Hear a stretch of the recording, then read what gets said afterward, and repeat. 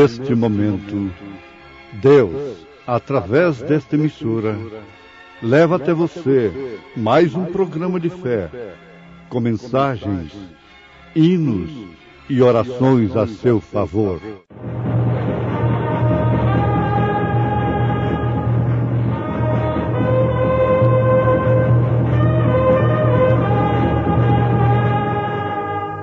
Fé para vencer.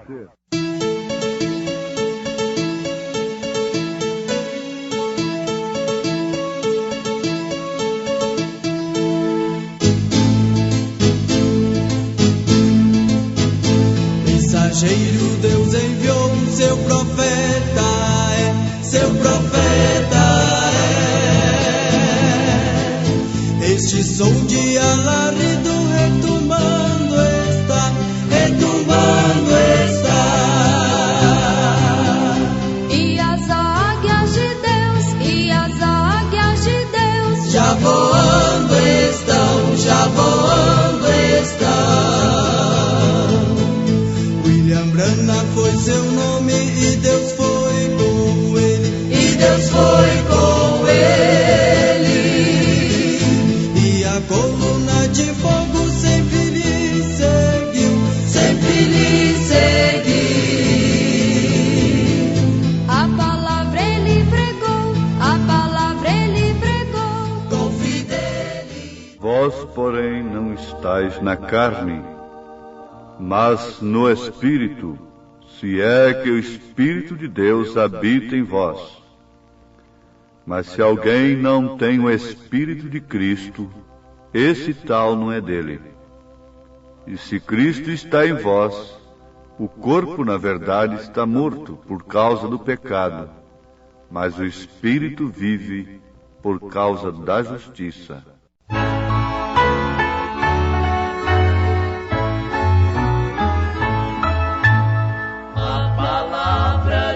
Deus é para mim um tesouro sem igual de valor. Fala do amor de Deus, do amor que não tem fim, mais precioso do que ouro é este amor. A palavra de Deus é doce mais que o mel, porque a toma pela fé há de ser fiel, porque Deus nos concedeu o Emmanuel, rocha viva de onde emana leite e mel. É um farol que sempre resplandece e que mostra o porto da salvação. Quem na arca já entrou e do mundo se esqueceu, chegará por certo à eterna mansão. A palavra de Deus é doce mais que o mel, porque a toma pela fé há de ser fiel, porque Deus nos concedeu o Emmanuel, rocha viva de onde emana leite e mel.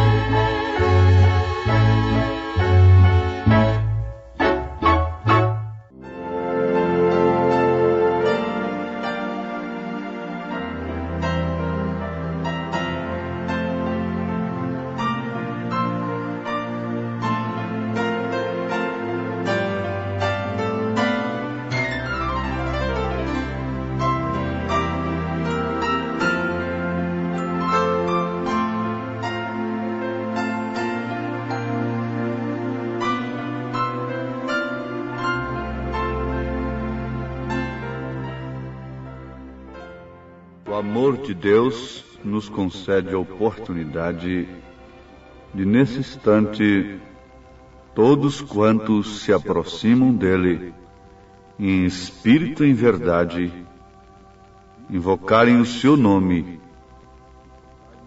para assim também poder receber dele as bênçãos espirituais. Que o Senhor Deus, nesse instante, possa atender a necessidade de cada um, começando pela necessidade espiritual. Nós te suplicamos, ó Pai, que nesse instante as nossas necessidades sejam acudidas pelo Teu Santo Espírito, principalmente as espirituais. Queremos, segundo a Tua palavra, lançarmos sobre Ti todas as nossas ansiedades, sabendo que o Senhor tem cuidado de nós. O Senhor tem provido todas as coisas para nós. A salvação, a redenção das nossas almas, bem como também a saúde dos nossos corpos, a direção para a vida enquanto estamos aqui nessa terra.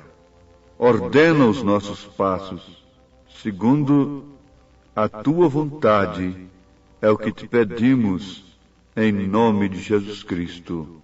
Amém.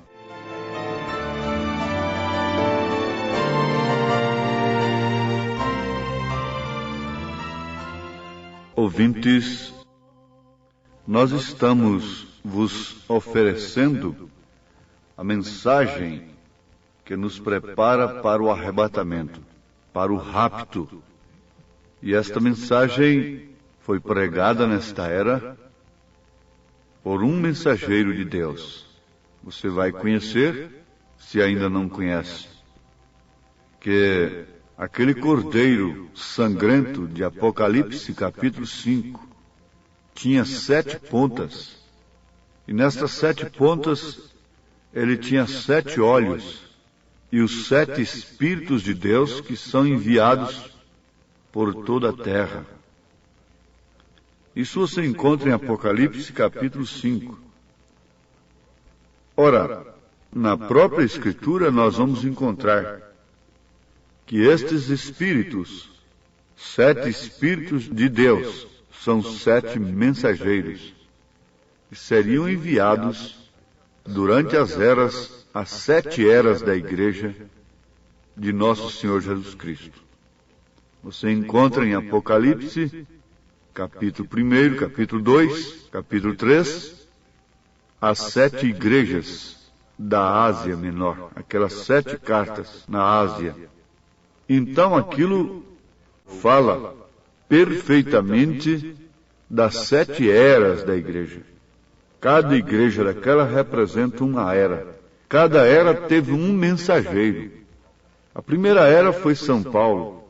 A segunda era foi Irineu. A terceira era, Martim. A quarta era foi Columba. A quinta era foi Martim Lutero. A sexta era foi Wesley. E a sétima era, a última, portanto, Laodiceia. Deus enviou o 7º mensageiro, que, por sua vez, viria restaurar todas as coisas que foram soterradas, que o gafanhoto comeu durante as eras da igreja. Então veja o quanto isso é importante. E esse mensageiro veio como 7º anjo de Apocalipse, capítulo 10, versículo 7. Você encontra 7 anjos também, 7 trombetas, 7 taças, os 7 selos do Apocalipse. E tudo isto foi revelado por este 7º anjo, porque nos dias da voz do 7º anjo se cumpriria o segredo de Deus. Quer dizer, seria revelado, se cumpriria todo o segredo. Leia isto aí em Apocalipse 10, versículo 7. Então são 7 mensageiros. E nós temos aqui a mensagem do 7º. Importa agora a sua mensagem. E você deve conhecê-la. Então, você já está sabendo melhor ainda do que se trata.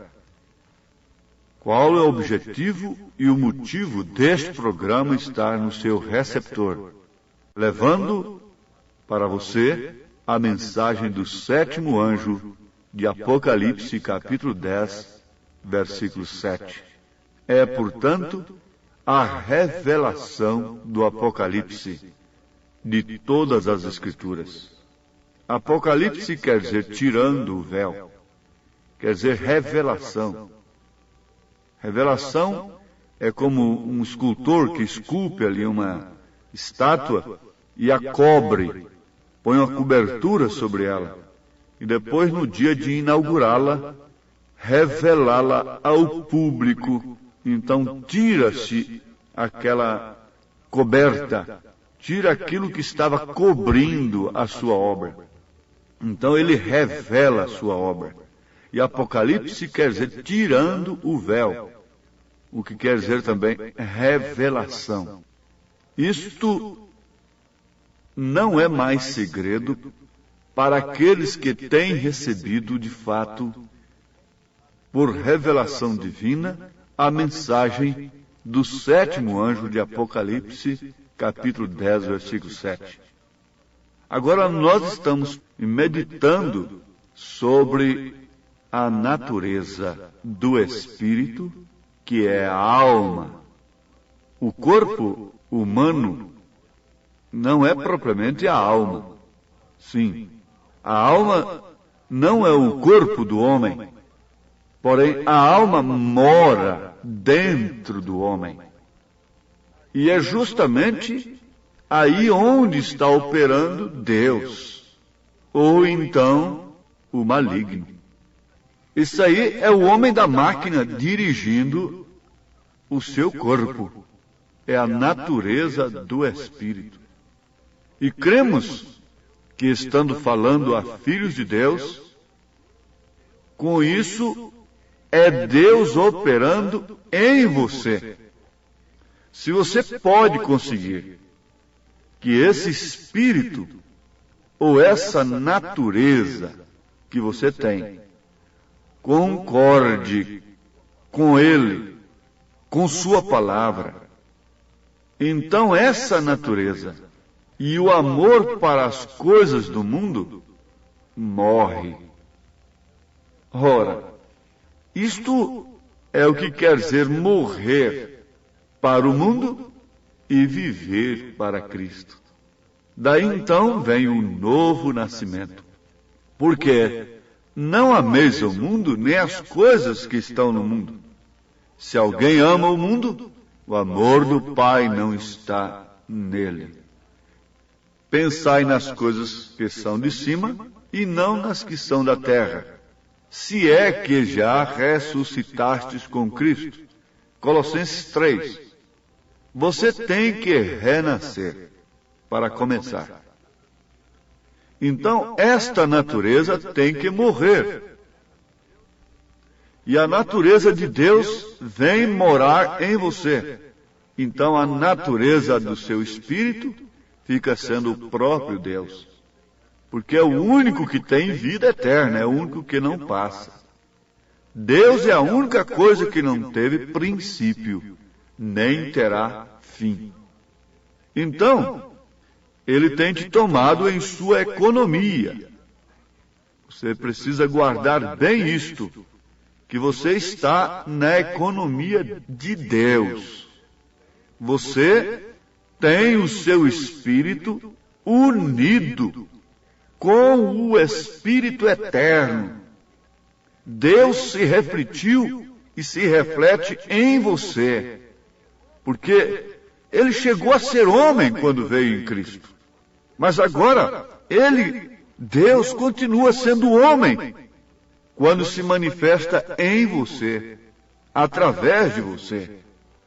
Ora, as obras que eu faço, disse Jesus, não sou eu quem as faço, mas sim o Pai que está em mim é quem faz as obras. Quando você vê um homem matando, roubando, prostituindo, uma mulher entregue ao pecado, estas obras quem faz? Não é ela, não é ele. mas sim aquele que habita em seu espírito, está unido com seu espírito, dominando seus sentidos. É aquele que está lá no controle da coisa. É o homem da máquina. Este é Satanás, que inspira desejos malignos. Este é Satanás, é a semente da serpente, que inspira desejo de cultuar a Deus sem revelação, de acordo com um credo conforme Caim o fez. Caim era uma semente da serpente, e cultuou não ao diabo, mas sim a Deus. Mas o seu culto foi sem revelação. Por isso não foi aceito por Deus. Enquanto que o culto de Abel combinou plenamente com a revelação de Deus, do Espírito de Deus. Porque a coisa era sangue. Não foi propriamente fruta, mas foi sangue. O pecado foi sangue. Foi para introduzir a semente da serpente. E João disse que Caim era do maligno. Caim não era de Adão. Uma criação original de Deus não poderia trazer um homicida. Sim, isto é perfeito. Por quê? A natureza de sua alma era maligna. E ali então foi proposto matar o seu irmão. Irmão apenas de ventre, porque foi gerado no mesmo ventre que Abel foi gerado. Mas aí está a coisa. Você nunca vai encontrar Caim na genealogia de Adão. Leia na Bíblia e veja. Você nunca vai encontrar que Adão gerou a Caim e vai encontrá-lo entre aqueles 7 até Enoque. Você não o encontra de forma alguma. Você encontra sim João dizendo, trazendo a genealogia de Caim. Ele era do maligno, isto é, da serpente. A serpente seduziu a Eva. Ali então formou uma terceira pessoa, naquela unidade que havia entre Adão e Eva, porque Eva não foi uma criação original de Deus. A criação original de Deus é o homem. A mulher é um subproduto do homem. Então Deus tirou depois do homem a mulher. E ali então estava uma unidade, como essa verdadeira igreja é tirada de Cristo. Deus adormeceu Adão para tirar a Eva. Depois adormeceu a Cristo no Calvário para tirar a sua companheira, sua esposa. Isto não é certo? Está muito bem. Mas quando apareceu uma terceira pessoa naquela unidade, o que houve? Gerou crime, gerou prostituição, gerou cemitérios, injustiças, morte, etc. Tudo foi gerado na introdução de uma terceira pessoa. Agora veja, quando introduziram terceira pessoa na divindade, lá no Concílio de Nicéia, em Roma, 325 anos depois de Cristo, o que gerou aquela doutrina? Gerou morte de milhões e milhões de cristãos. E veja o ódio que os chamados evangélicos têm contra essa mensagem. Porque demonstra, tira o véu, desmascara Satanás, que Deus não é uma unidade composta de 3 pessoas distintas. Deus é uma unidade simples, com 3 manifestações. Deus sobre nós, Pai, Deus conosco, Filho, Deus em nós, Espírito Santo. Mas você vê que eles rangiam os dentes quando Jesus Cristo mostrava de quem eles eram filhos. Está certo? O que aconteceu quando entrou uma terceira pessoa lá no Éden? Crime, prostituição, doenças, morte, tudo o que você vê no mundo foi causado ali, começou ali. Veja o que aconteceu quando no Concílio de Nicéia em Roma, 325 anos depois de Cristo, acataram aquela doutrina pagã que eram 3 deuses. E para satisfazer aos pagãos, então fizeram uma mistura. Nós também temos 3, nós temos aqui um Pai, um Filho e um Espírito Santo. Isso não tem importância. Aceitaram o primeiro dia da semana, que era dos cristãos, recebeu um nome de domingo, que quer dizer adoração, o sol, o dia do sol. Puseram o nascimento de Jesus dia 25 de dezembro, por quê? Aquele era o dia em que os pagãos adoravam, era a festa máxima deles. Jesus não nasceu em dezembro. Em dezembro não havia pastores nos campos, porque em dezembro a neve toma conta de tudo, não tem ovelhas no campo, não há nada disto. Mas por quê? Foi naquele conclave do concílio de Niceia, que então modificaram o batismo, começaram a batizar nos títulos Pai, Filho e Espírito Santo, e a Bíblia está dizendo para você sair dela. Sai dela, quer dizer, sai do seu cálice de doutrina, cálice de fornicação. Os outros mensageiros não podiam ter tudo isso, mas o sétimo, sete quer dizer perfeição, restauração total das coisas perdidas. Então Deus não julga aqueles que morreram no passado, na fé cristã, com Lutero, com Wesley. Eles estão na glória, mas os crentes de hoje têm que se arrepender desses pecados religiosos. Se batizar em nome do Senhor Jesus Cristo, se quiserem ter uma mudança de natureza. Isto é natureza religiosa. Natureza tradição mata, tem ódio. E assim por diante, eles tinham a natureza religiosa. Mas é necessário que essa natureza morra agora, para que a natureza de Cristo se manifeste e você possa conhecer em tudo o Senhor Deus ao qual você adora, por revelação divina. Então você passará a ter a revelação da verdadeira graça, que é um favor imerecido. Você passa a ter a revelação de todas as Escrituras, você conhecerá o inimigo de longe, não se enganará com nenhum culto, bonito por mais que seja, poderoso por mais que seja, com curas tremendas, expulsando demônios e emoções e sensações. Você não se enganará com isto, com ventos, com tempestades, com sangue na plataforma e outras coisas assim, diz o profeta. Você verá Deus na brisa, você terá tempo para escutar a quieta e pequenina voz do profeta. Você verá que a vara seca de Arão reverdeceu numa hora de silêncio, numa hora quieta. Você verá que Abraão estava fora. Ele tinha tempo para receber Eloí. E a mensageiros para Sodoma, não era Eloí, eram seus mensageiros, para cegar os sodomitas e tratar com aqueles que estavam com o justo Ló, que estava preocupado lá com a política, etc., julgando na porta da cidade. Mas com Abraão, Eloí não teve esse trabalho. Ele ficou com ele separado. Esta é a natureza da noiva. Esta é a natureza da esposa. Enquanto outras mulheres estão para cima e para baixo, sua esposa está velada em seu lar, cuidando de seus filhos, escutando a sua voz. Não é assim? Assim também é a igreja de nosso Senhor Jesus Cristo.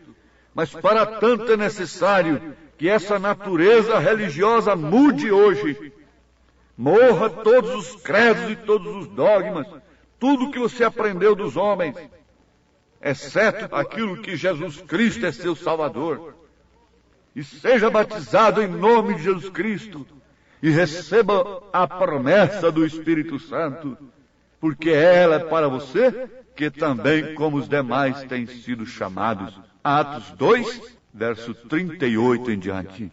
Deus os abençoe, ouvintes, em nome do Senhor Jesus Cristo. Amém.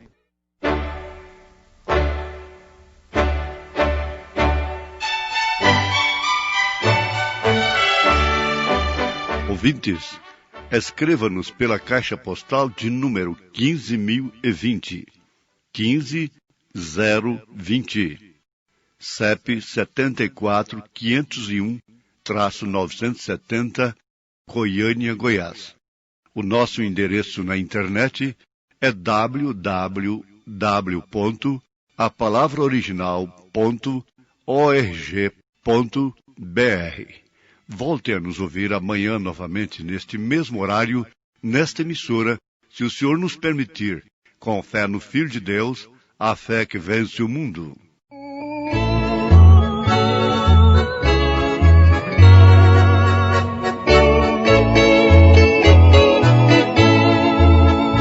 Que mudança em mim fez o meu bom Jesus, vindo ele ao meu coração. Deu-me paz divinal, deu-me gozo e luz, entrando no meu coração, entrando no meu coração, glória a Deus, entrando no meu coração. Que mudança em mim fez o meu bom Jesus, vindo ele ao meu coração.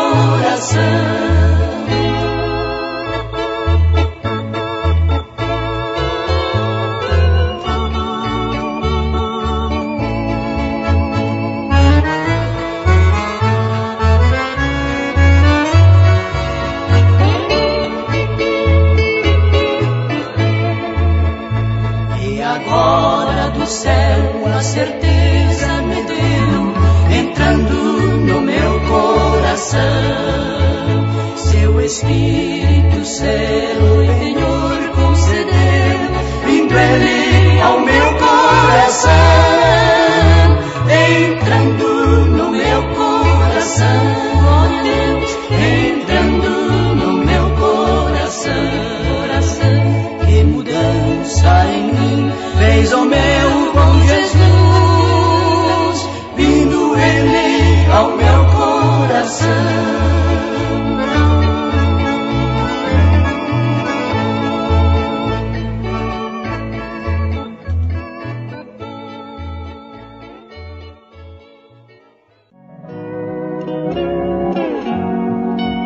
A graça de Deus revelada em Cristo Jesus, meu Senhor, ao mundo perdido é dada por Deus de infinito favor.